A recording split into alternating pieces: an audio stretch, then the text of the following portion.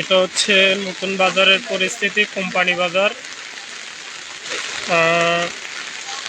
সনোয়া। এটা আপনার সনোয়া ইউনিয়নের মধ্যে পড়ে। খুবই ভয়াবহ অবস্থা ধারণ করতেছে, খুবই ভয়াবহ আকার ধারণ করতেছে এদিকে। এখন আপনাদেরকে যেটা দেখাচ্ছে সেটা হচ্ছে আপনার রেল লাইন, যে রেল লাইন ছিল এটার আপনার ডুবে তার উপর দিয়ে পানিগুলো প্রবাহিত।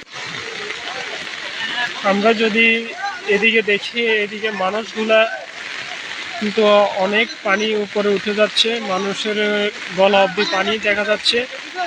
কিন্তু মানুষ এদিকে মসজিদ, স্কুল যেগুলো ছিল এগুলো সবগুলো আপনার